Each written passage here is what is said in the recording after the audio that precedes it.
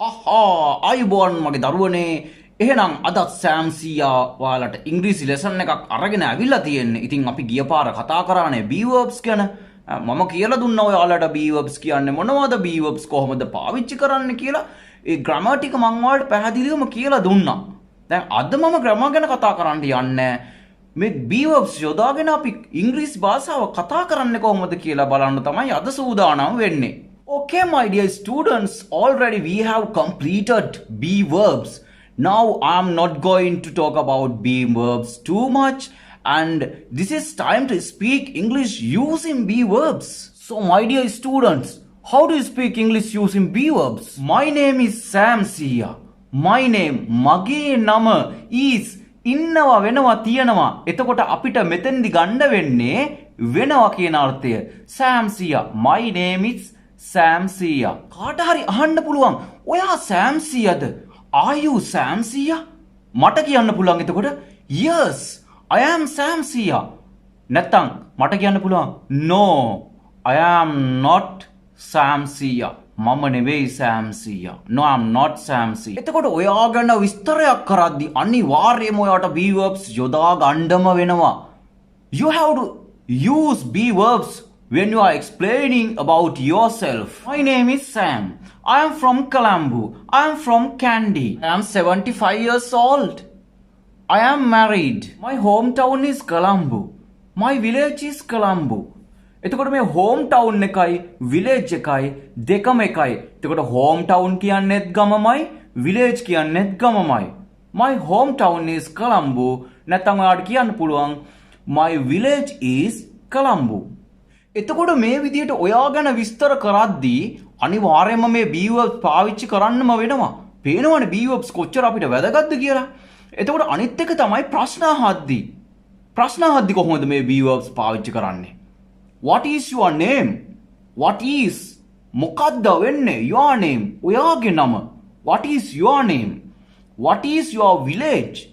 What is your country? What කියන්නේ මොකක්ද කියන එක. is ඉන්නවා වෙනවා තියෙනවා. What is your name? What is your idea? What is your problem? ඒ වගේ අපිට පාවිච්චි කරන්න පුළුවන්. What is this? මොකක්ද මේ? This is a pen. මේක පෑනක්. This is a pen. This කියන්නේ මේක. This is a pen. මේක පෑනක්. එතකොට ඔයාට අහන්න පුළුවන් is this a pen? මේක පෑනක්ද? be verb එක මුලට යොදා ගන්නවා අපි. ඒක ලහනවා ප්‍රශ්නයක් කරලා is this a pen? මේක පෑනක්ද? එහෙම නැත්නම් ඔයාට කෙලින්ම අහන්න පුළුවන් මේක be verb එක මුලට ගන්න නැතුව this is a pen. This is a pen.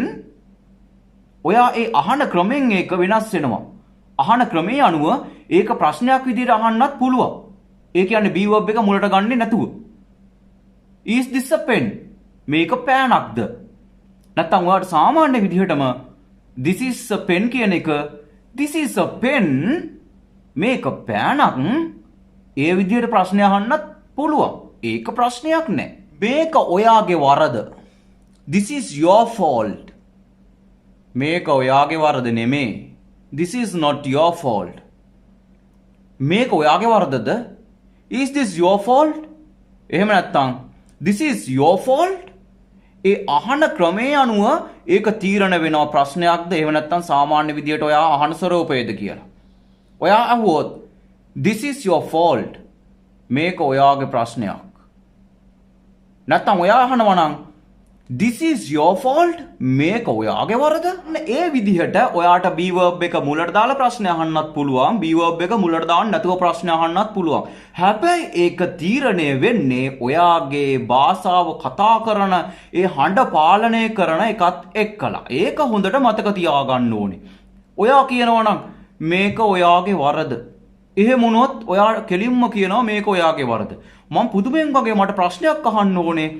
මේක ඔයාගේ වරද? අන්න එතකොට ඒක ප්‍රශ්නයක් වෙනවා. ඒක පැහැදිලිව අපි තේරුම් ගන්න ඕනේ. ඔයාට be verb එක මුලට දාලා අහන්නත් පුළුවන් ප්‍රශ්නයක්. එහෙම නැත්නම් ඔයා සාමාන්‍ය විදිහට කතා කරන විදිහට ප්‍රශ්න අහන්නත් පුළුවන්. No, this is not my fault. This is your fault. නෑ මේක වරද මගේ නෙවෙයි. මේක ඔයාගේ වරද. This is your fault. This is not my fault. Who is this girl? කවුද මේ ගෑනු ළමයා? This is my sister. This is my sister. මේ මගේ සහෝදරි. Oh really? ඇත්තද? Is this your sister? මේ ඔයාගේ සහෝදරියද? No. This is not your sister. නෑ මේ ඔයාගේ සහෝදරිය නෙමෙයි. Who is the president in Sri Lanka? Who is the prime minister in Sri Lanka? කවුද ලංකාවේ ජනාධිපති? Who is the president in Sri Lanka? කවුද ලංකාවේ අගමැති? Who is the prime minister in Sri Lanka? The president, the prime minister. අපි ද කියන එක පාවිච්චි කරනවා එක්කෙනෙකුට. ඒ කියන්නේ ලංකාවේ ඉන්නේ ජනාධිපතිවරු එක්කෙනයි. ඒ කියන්නේ ජනාධිපති කියන නිලතලයේ පාවිච්චි කරන්නේ එක්කෙනෙකුට විතරයි. එහෙනම් අපි ද කියන එක පාවිච්චි කරනවා. ද කියන්නේ ලොකු පාඩමක්. මම ඒක ඔයාලට ඉස්සරහට කියලා දෙන්නම්. දැනට පොඩ්ඩක් ඔයාලට දැනගන්න තමයි ඇයි මං ප්‍රෙසිඩන්ට් කියන එක ඉස්සරහට ද කියන එක භාවිතා කළේ කියන එක පොඩ්ඩක් කියලා දුන්නේ. ඒ වගේම තමයි prime minister, the prime minister කියලා තමයි අපි කතා කරන්නේ. Who is the prime minister in Sri Lanka? Who is your best friend? Who is your favorite teacher? Who is your favorite girl? මේ විදියට ඔයාට ඕන විදියට ලස්සන කරලා මේ B verbs දාගෙන මේ ලස්සනට මේ කතා කරන්න පුළුවන් මේ B verbs වලින්. ඉතින් ඔයා මේක ක්‍රියේටිව් විදියට හිතන්න ඕන, අලුත් විදියට හිතලා මේක ප්‍රැක්ටිස් කරපුවාම මේක නිකම්ම හරියනවා. ෆේවරිට් කියලා කියන්නේ අපි කැමතිම දේවල්. ඔයාලා කැමතිම දේවල් මොනවද? අන්න ඒ දේවල් තමයි ෆේවරිට් කියලා කියන්නේ. My favorite food is dal. මගේ ප්‍රියතම කෑම තමයි පරිප්පු. එහෙම කියන්නත් පුළුවන් ඔයාලට. My favorite food is fried rice. ඒ විදිහට කියන්නත් පුළුවන්. My favorite teacher is Samsia. ඔයාලා කැමති නම් ඒ විදිහට කියන්නත් පුළුවන්. එතකොට ඔයාලා හිතන්නකෝ ඔයාලට අලුතෙන් යාළුවෙක් හම්බුණා කියලා. ඔයාලගේ හොඳ යාළුවෙක් කාලෙකින් හම්බ වෙනවා. ඔයාලා කොහොමද ඉස්සරහම කතා කරන්නේ? Hello my friend, how are you? After long time. කොහොමද මගේ යාළුවේ? ඔයා ගොඩක් කාලෙකින්. How are you? ආන්න B verb එක අපි පාවිච්චි කරා. youth එක්ක අපි පාවිච්චි කරන්නේ එතකොට how are you? අපි ප්‍රශ්නයක් තමයි අහන්නේ. How are you? ඔයාට කොහොමද? After long time. ගොඩක් කාලයකට පස්සේ තමයි. How are you? ආට කොහොමද? ඊට පස්සේ හිතන්නකෝ ඔයා තමයි යාළුවා කියලා.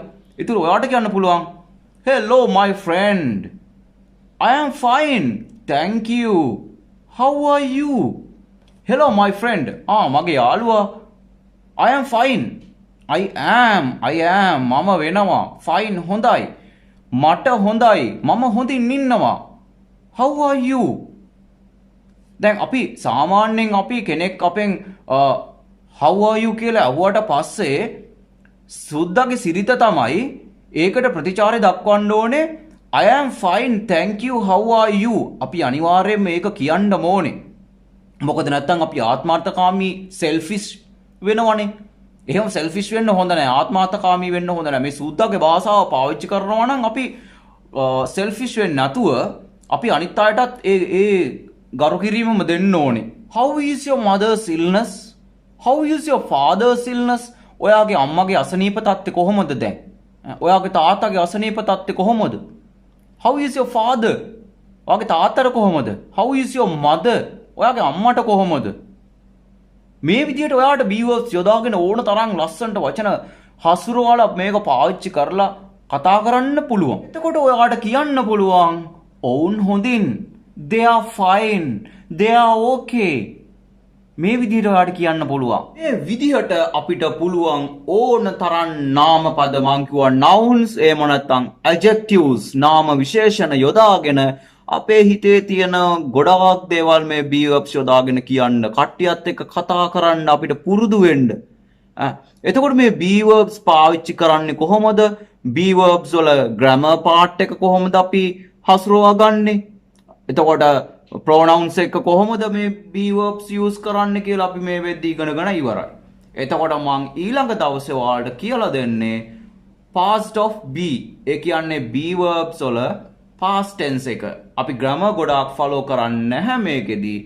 අපි පාවිච්චි කරන අවශ්‍යම දේවල් ටික විතරයි අපිට කතා කරන්න එදිනෙදා කතා කරන්න අවශ්‍ය දේවල් ටික විතරයි මම ඔයාලට grammar part එකේ කියලා දෙන්නේ. ඒක හින්දා දිගටම මගේ ලෙසන් එකක් ඉන්න. ඔයාලට යම් කිසි දෙයක් තේරෙන්නේ නැත්නම් මේ පල්ලෙහායි මගේ වීඩියෝ එක යටින් කමෙන්ට් කරන්න. මම අනිවාර්යෙන් ඒවට රිප්ලයි කරනවා ඔයාලට. ඔයාලා අලුතෙන් ක්‍රියේට් කරපු සෙන්ටෙන්සස් ඔයාලගේ අයිඩියාස් යටින් කමෙන්ට් කරන්න. මම ඒව චෙක් කරලා බලන්නම්. මොනවා හරි ග්‍රාමර් මිස්ටේක් එකක් තිබ්බොත් මම ඔයාලට ඒව හදලා දෙන්නම්. එහෙනම් දිගටම මගේ වීඩියෝස් එක්ක ඉන්න. ඊළඟ ලෙසන් එකත් අරගෙන මම ඉක්මනින් එන්නම්.